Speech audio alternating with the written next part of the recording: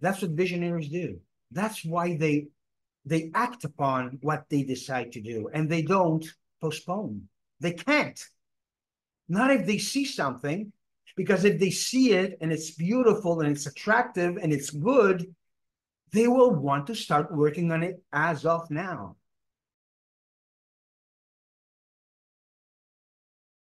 Hello. So we are here at the third appointment as far as the building of a brand identity is concerned. And I would like to remind you, by the way, that this is not just about business. You can have a brand identity as a private, as a personal, at a personal level. And so you can do it for your company, you can do it for your craft, whatever it is, your professionality, but you can also do it for yourself as a person, as a husband, as a wife, as a child, or a spouse, whatever. It doesn't really matter. You can do it in any which way. Now, in the first episode that I dedicated to brand identity, I focused on values. Now, the values are the what of the brand identity. What are my references? What am I building in this case, my business on? Which values? Your values are your DNA, as I said. So they must not be, underestimated. And as a matter of fact, everything starts from there. If you don't have your values straight, or better yet, your hierarchy of values, you cannot really build a very effective brand identity. And that would be a shame, because when you have your brand identity, everything becomes clearer in your mind in what you want to communicate to your clients, how you're going to sell, how you're going to propose yourself to the market. That's how important brand identity is. Then the last time I talked about mission. A mission is the why you're doing what you're doing, why you have chosen that job, and how do you want to contribute and make a difference, okay, through that mission, which in turn has been built on your values. That's why the values are the first thing that you have to work on. Today, we are talking about the third element, which is the vision. And the vision is about the where. Where do you want to be 5, 10, 20 years from now? That's the vision. And as the word says, vision is about what you see. Visionaries, when we talk about visionaries, people who are very eclectic, very creative, very, very strong, but sometimes it seems like they are living in some kind of fantasy land. In fact, it's not fantasy land. They see what you cannot see. Well, first of all, because it's their vision, not yours. That's the first thing. But they can see something that you just can't grasp right at the moment. But they see it. They see a better future, even for you. That's what visionaries are. Now, having a vision will not make you a visionary, of course, but it will help you get motivated on what you're doing. Now, a mission is motivational in and of itself. But when you add the visual component to your mission, which a mission does not have, because mission is what you do, a vision is what you see. And I will explain, vision, what you see, is very much connected to your emotional apparatus. Why do you go to see a movie? Why do you go to see a show? And why do you like sports? And you see sports. Okay, you can listen it on the radio, but it's different, right? Have you ever heard I don't know, a football match, a soccer match, whatever you want to call it, or a volleyball, whatever, by listening? How involved are you going to be in what is going on? Very little. But when you see it, that's a totally different ballgame. So this is why vision is so important. Now, again, values are about your past, because that's where you were born from. You as a brand, I'm talking about. That's where you started from. You started from values, right? So those are your past. They are still with you, but actually you've had those before. So that it's the foundation on which you have built, or where you're building your brand identity. So they're your past. The mission is your present, your continuous present. So every time you look at your mission, you say, okay, this is what I have to do.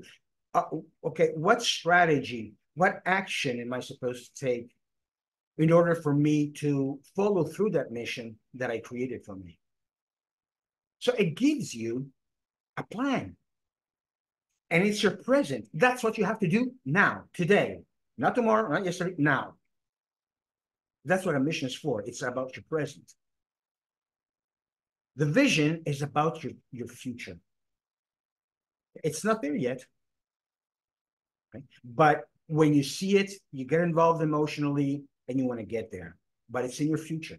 Now, in fact, before writing your vision, which I'll tell you in a minute how, you have to make a time travel.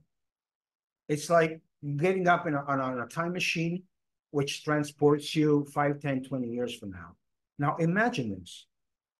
Okay, stay in touch with your values, stay in touch with your mission, and ask yourself this question: what will be my various spheres of influence be like when, well, not really when, but as I will follow through my mission? What will happen? What do I see? Okay, just get transported there. You're there 5, 10, 20 years, 5, 10, 20 years from now, and you have to describe what you actually see, not just randomly, but what you actually see about the results of your mission. That is what you have to ask yourself before writing a mission. I hope that is clear. Let's see my vision. I'll read it to you. You can see that also on my site.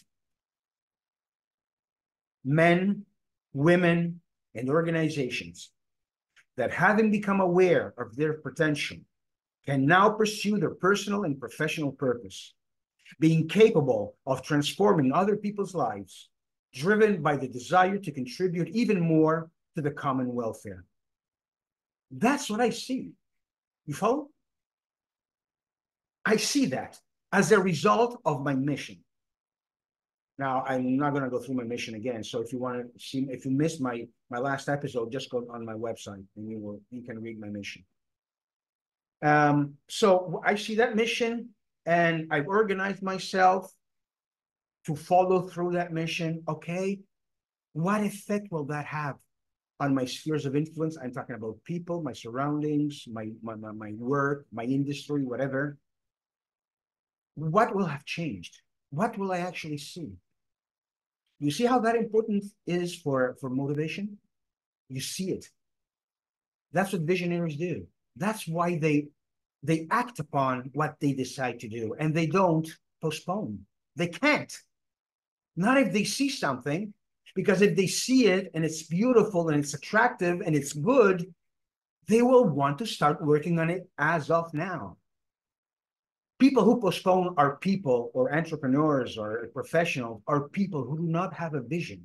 They do not see the effects of what they do on their environment. That's how important vision is, and that's why it's last. Because you cannot have it before values, okay? And you cannot have it before mission. It's in the future. So that comes after everything else. But still, you live it in the present. It gives you the motivation in the present. And you will see, I've written this vision on a single sentence. If you saw my previous episode on mission, I told you, and you saw that it is very important that a mission be built on one single sentence, because it has to build up, okay, until it explodes at the end, and you say, go, wow, that's the purpose of a mission. It also gives you some emotional drive. A vision does not need that. So you can also write your vision on 2, 3 lines if you wish, 2, 3 sentences. Short sentences, of course. Vision doesn't have to be long. Why it doesn't need that? Because you see it, so you do not need an emotional, what can I say, push, an emotional thrust that gives you that charge, that energy that you need to move on.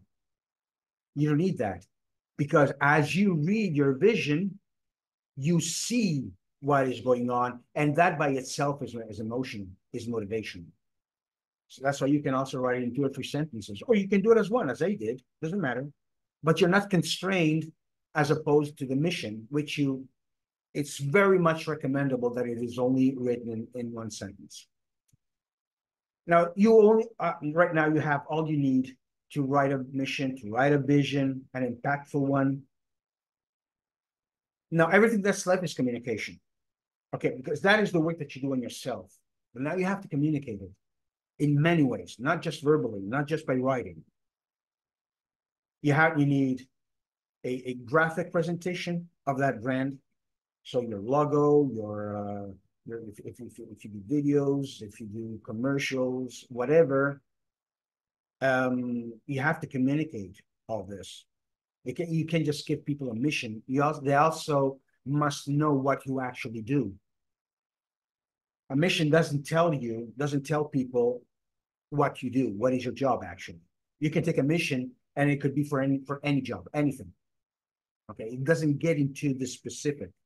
The communication does, but it has to be based on your identity. Unfortunately, I am not an expert in that.